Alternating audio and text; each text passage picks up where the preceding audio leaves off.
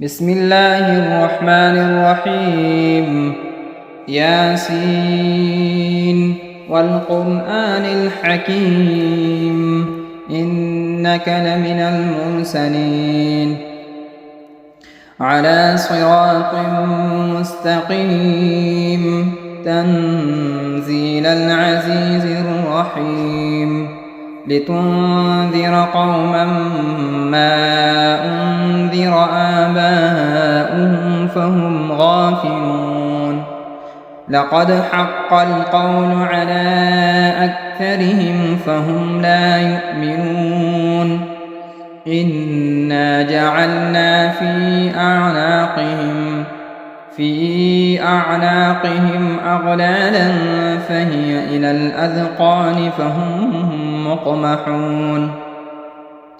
وجعلنا من بين أيديهم سدا ومن خلفهم سدا فأغشيناهم فهم لا يبصرون وسواء عليهم أأنذرتهم أم لم تنذرهم لا يؤمنون إنما تنذر من اتبع الذكر وخشي الرحمن بالغيب فبشره بمغفرة وأجر كريم إنا نحن نحيي الموتى ونكتب ما قدموا وآثارهم وكل شيء أحصيناه في إمام مبين واضرب لهم مثلا أصحاب القرية إذ جاءها المرسلون إذ أرسلنا إليهم 2 فكذبوهما فعززنا بثالث فقالوا إنا إليكم مرسلون قالوا ما أنتم إلا بشر مثلنا وما أنزل الرحمن من شيء إن أنتم إلا تكذبون قالوا ربنا يعلم إنا إليكم لمرسلون وما علينا إلا البلاغ المبين قالوا إنا تطيرنا بكم لئن لم تنتهوا لنرجمنكم وليمسنكم منا عذاب أليم قالوا طائركم معكم أئن ذكرتم بل أنتم قوم مسرفون وجاء من أقصى المدينة رجل يسعى قال يا قوم اتبعوا المرسلين اتبعوا من لا يسألكم أجرا وهم مهتدون وما لي لا أعبد الذي فطرني وإليه ترجعون أأتخذ من دونه آلهة إن يردني الرحمن بضر لا تغن عني شفاعتهم شيئا ولا ينقذون إني إذا لفي ضلال مبين إني آمنت بربكم فاسمعون قيل ادخل الجنة قال يا ليت قومي يعلمون بما غفر لي ربي وجعلني من المكرمين وما أنزلنا على قومه من بعده من جند من السماء وما كنا منزلين إن كانت إلا صيحة واحدة فإذا هم خامدون يا حسرة على العباد ما يأتون يأتيهم من رسول إلا كانوا به يستهزئون ألم يروا كم أهلكنا قبلهم من القرون أنهم إليهم لا يرجعون وإن كل لما جميع لدينا محضرون وآية لهم الأرض الميتة أحييناها وأخرجنا منها حبا فمنه يأكلون وجعلنا فيها جنات من نخيل وأعناب وفجرنا فيها من العيون ليأكلوا من ثمره وما عملته أيديهم أفلا يشكرون سبحان الذي خلق الأزواج كلها مما تنبت الأرض ومن أنفسهم ومما لا يعلمون وآية لهم الليل نسلخ منه النهار فإذا هم مظلمون والشمس تجري لمستقر لها ذلك تقدير العزيز العليم والقمر قدرناه منازل حتى عاد كالعرجون القديم لا الشمس ينبغي لها أن تدرك القمر ولا الليل سابق النهار وكل في فلك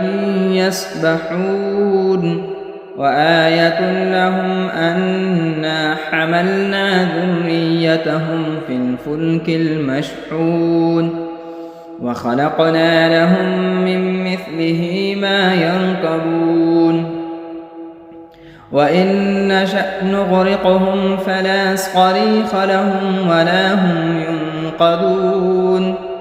إلا رحمة منا ومتاعا إلى حين وإذا قيل لهم اتقوا ما بين أيديكم وما خلفكم لعلكم ترحمون وما تأتيهم من آية من آيات ربهم إلا كانوا عنها معرضين وإذا قيل لهم أنفقوا مما رزقكم الله قال الذين كفروا للذين آمنوا أنطعم من لو يشاء الله أطعمه إن أنتم إلا في ضلال مبين ويقولون متى هذا الوعد إن كنتم صادقين ما ينظرون إلا صيحة واحدة تأخذهم وهم يخصمون فلا يستطيعون توصية ولا إلى أهلهم يرجعون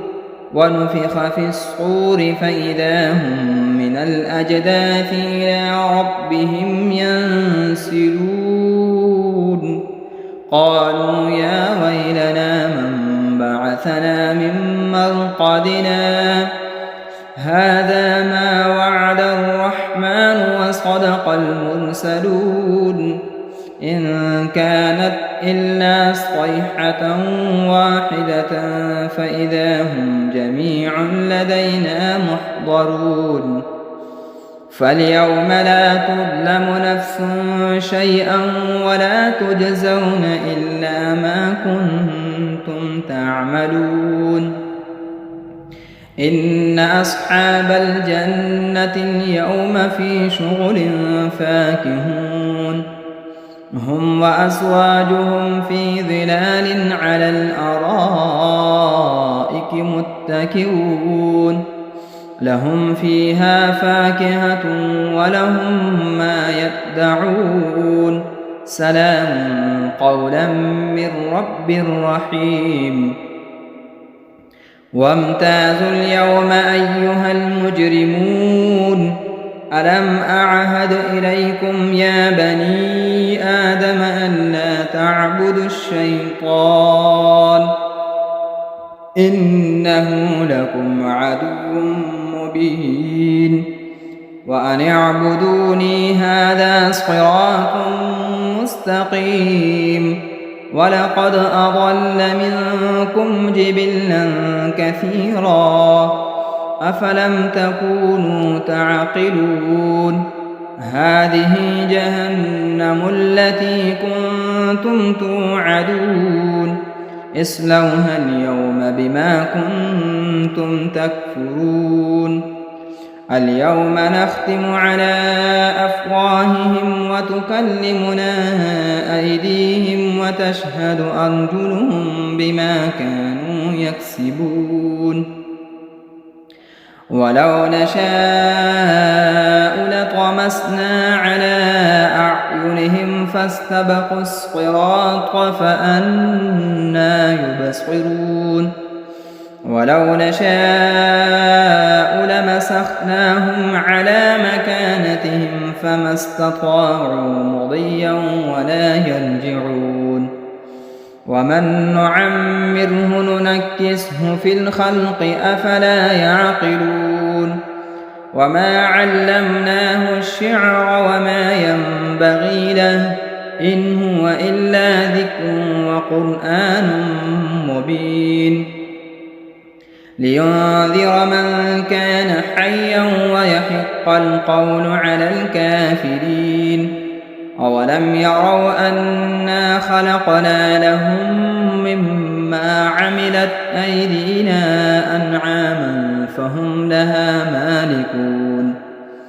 وذللناها لهم فمنها ركوبهم ومنها يأكلون ولهم فيها منافع ومشارب أفلا يشكرون واتخذوا من دون الله آلهة لعلهم ينصرون لا يستطيعون نصرهم وهم لهم جند محضرون فلا يحزنك قولهم إنا نعلم ما يسرون وما يعلنون أولم ير الإنسان أنا خلقناه من نطفة فإذا هو خصيم مبين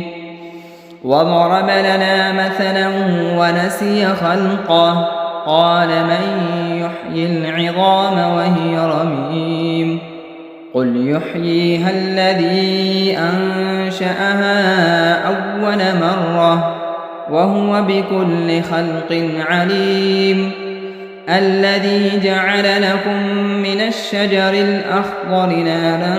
فإذا أنتم منه توقدون أوليس الذي خلق السماوات والأرض بقادر على أن يخلق مثلهم بلى وهو الخلاق العليم إنما أمره إذا أراد شيئا أن يقول له كن فيكون فسبحان الذي بيده ملكوت كل شيء وإليه ترجعون بسم الله الرحمن الرحيم الرحمن علم القرآن خلق الإنسان علمه البيان الشمس والقمر بحسبان والنجم والشجر يسجدان والسماء رفعها ووضع الميزان ألا تطغوا في الميزان وأقيموا الوزن بالقسط ولا تخسروا الميزان والأرض وضعها للأنام فيها فاكهة والنخل ذات الأكمام والحب ذو العصف والريحان فبأي آلاء ربكما تكذبان خلق الإنسان من صلصال كالفخار وخلق الجان من مارج من نار فبأي آلاء ربكما تكذبان رب المشرقين ورب المغربين فبأي آلاء ربكما تكذبان مرج البحرين يلتقيان بينهما برزخ لا يبغيان فبأي آلاء ربكما تكذبان يخرج منهما اللؤلؤ والمرجان فبأي آلاء ربكما تكذبان وله الجوار المنشآت في البحر كالأعلام فبأي آلاء ربكما تكذبان كل من عليها فان ويبقى وجه ربك ذو الجلال والإكرام فبأي آلاء ربكما تكذبان يسأله من في السماوات والأرض كل يوم هو في شأن فبأي آلاء ربكما تكذبان سنفرغ لكم أيها الثقلان فبأي آلاء ربكما تكذبان يا معشر الجن والإنس إن استطعتم أن تنفذوا من أقطار السماوات والأرض فانفذوا لا تنفذون إلا بسلطان فبأي آلاء ربكما تكذبان يرسل عليكما شؤاد من نار ونحاس فلا تنتصران فبأي آلاء ربكما تكذبان فإذا انشقت السماء فكانت وردة كالدهان فبأي آلاء ربكما تكذبان فيومئذ لا يسأل عن ذنبه إنس ولا جان فبأي آلاء ربكما تكذبان يعرف المجرمون بسيماهم فيؤخذ بالنواصي والأقدام فبأي آلاء ربكما تكذبان هذه جهنم التي يكذب بها المجرمون يطوفون بينها وبين حميم آن فبأي آلاء ربكما تكذبان ولمن خاف مقام ربه جنتان فبأي آلاء ربكما تكذبان ذواتا أفنان فبأي آلاء ربكما تكذبان فيهما عينان تجريان فبأي آلاء ربكما تكذبان فيهما من كل فاكهة زوجان فبأي آلاء ربكما تكذبان متكئين على فرش بطائنها من استبرق وجنى الجنتين دان فبأي آلاء ربكما تكذبان فيهن قاصرات الطرف لم يطمثهن إنس قبلهم ولا جان فبأي آلاء ربكما تكذبان كأنهن الياقوت والمرجان فبأي آلاء ربكما تكذبان هل جزاء الإحسان إلا الإحسان فبأي آلاء ربكما تكذبان ومن دونهما جنتان فبأي آلاء ربكما تكذبان مدهامتان فبأي آلاء ربكما تكذبان فيهما عينان نضاختان فبأي آلاء ربكما تكذبان فيهما فاكهة ونخل ورمان فبأي آلاء ربكما تكذبان فيهن خيرات حسان فبأي آلاء ربكما تكذبان حور مقصورات في الخيام فبأي آلاء ربكما تكذبان لم يطمثهن إنس قبلهم ولا جان فبأي آلاء ربكما تكذبان متكئين على رفرف خضر وعبقري حسان فبأي آلاء ربكما تكذبان تبارك اسم ربك ذي الجلال والإكرام بسم الله الرحمن الرحيم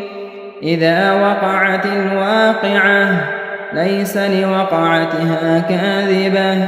خافضة رافعة إذا رجت الأرض رجا وبست الجبال بسا فكانت هباء منبثا وكنتم أزواجا ثلاثا فأصحاب الميمنة ما أصحاب الميمنة وأصحاب المشأمة ما أصحاب المشأمة والسابقون السابقون أولئك المقربون في جنات النعيم ثلة من الأولين وقليل من الآخرين على سرر موضونة متكئين عليها متقابلين يطوف عليهم ولدان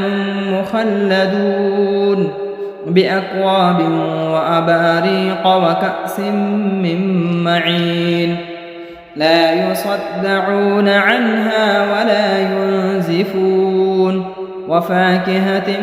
مما يتخيرون ولحم طير مما يشتهون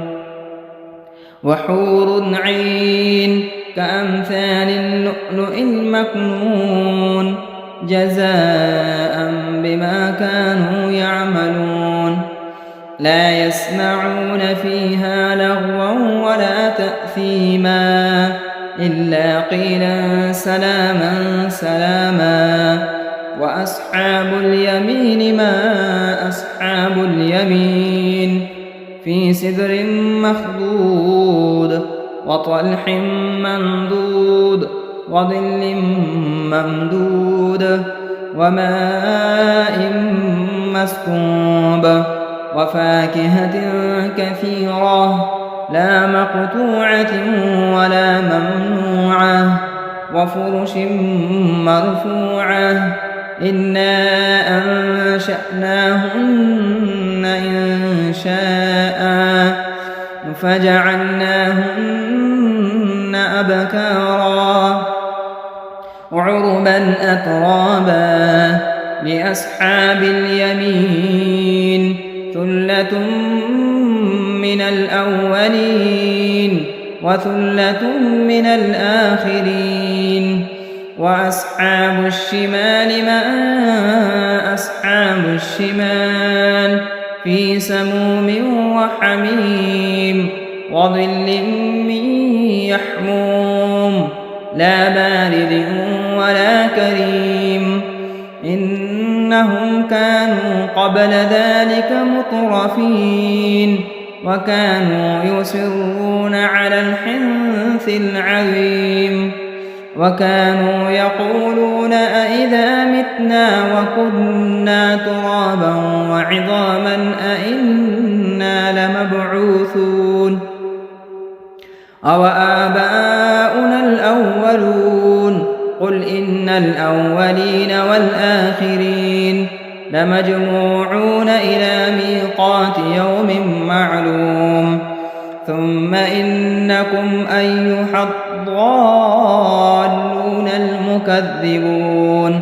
لآكلون من شجر من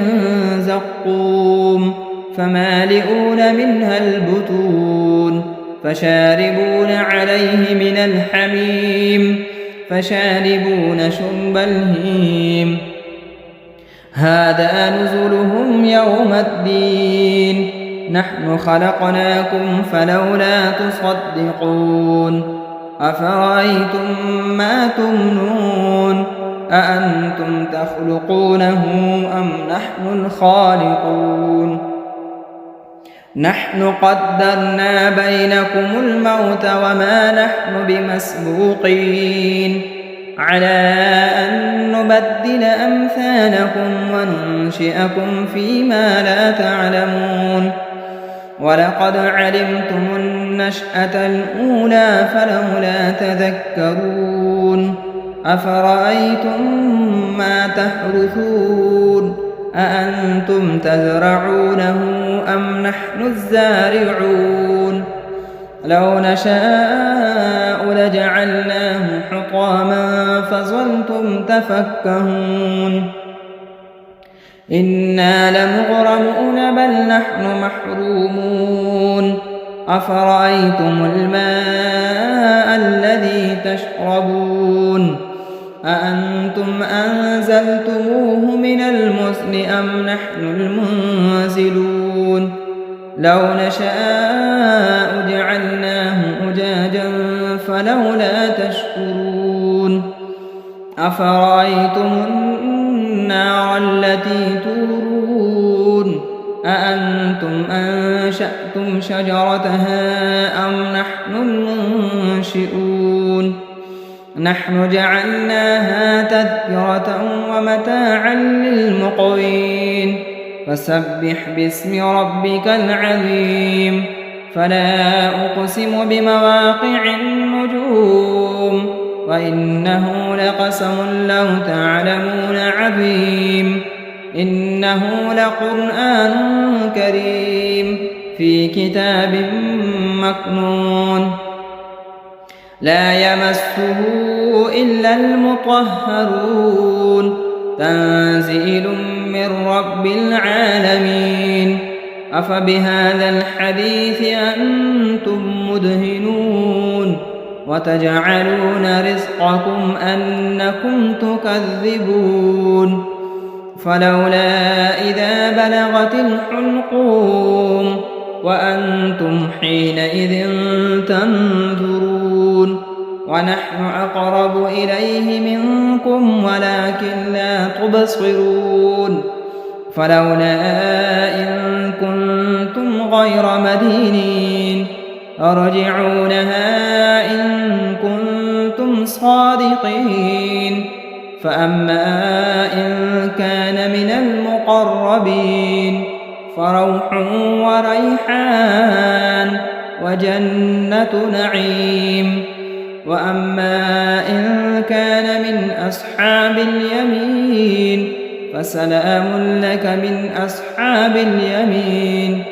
وأما إن كان من المكذبين الضالين فنزل من حميم وتصلية جحيم إن هذا لهو حق اليقين فسبح باسم ربك العظيم بسم الله الرحمن الرحيم تبارك الذي بيده الملك وهو على كل شيء قدير الذي خلق الموت والحياة ليبلوكم أيكم أحسن عملا وهو العزيز الغفور الذي خلق 7 سماوات طباقا ما ترى في خلق الرحمن من تفاوت فارجع البصر هل ترى من فتور ثم ارجع البصر كرتين ينقلب إليك البصر خاسئا وهو حسير ولقد زينا السماء الدنيا بمصابيح وجعلناها رجوما للشياطين وأعتدنا لهم عذاب السعير وللذين كفروا بربهم عذاب جهنم وبئس المصير إذا ألقوا فيها سمعوا لها شهيقا وهي تفور تكاد تميز من الغيظ كلما ألقي فيها فوج سألهم خزنتها ألم يأتكم نذير قالوا بلى قد جاءنا نذير فكذبنا وقلنا ما نزل الله من شيء إن أنتم إلا في ضلال كبير وقالوا لو كنا نسمع أو نعقل ما كنا في أصحاب السعير فاعترفوا بذنبهم فسحقا لأصحاب السعير إن الذين يخشون ربهم بالغيب لهم مغفرة وأجر كبير وأسروا قولكم أو اجهروا به إنه عليم بذات الصدور ألا يعلم من خلق وهو اللطيف الخبير هو الذي جعل لكم الأرض ذلولا فامشوا في مناكبها وكلوا من رزقه وإليه النشور أأمنتم من في السماء أن يخسف بكم الأرض فإذا هي تمور أم أمنتم من في السماء أن يرسل عليكم حاصبا فستعلمون كيف نذير ولقد كذب الذين من قبلهم فكيف كان نكير أولم يروا إلى الطير فوقهم صافات ويقبض ما يمسكهن إلا الرحمن إنه بكل شيء بصير أمن هذا الذي هو جند لكم ينصركم من دون الرحمن إن الكافرون إلا في غرور أمن هذا الذي يرزقكم إن أمسك رزقه بل لجوا في عتو ونفور أفمن يمشي مكبا على وجهه أهدى أمن يمشي سويا على صراط مستقيم قل هو الذي أنشأكم وجعل لكم السمع والأبصار والأفئدة قليلا ما تشكرون قل هو الذي ذرأكم في الأرض وإليه تحشرون ويقولون متى هذا الوعد إن كنتم صادقين قل إنما العلم عند الله وإنما أنا نذير مبين فلما رأوه زلفة سيئت وجوه الذين كفروا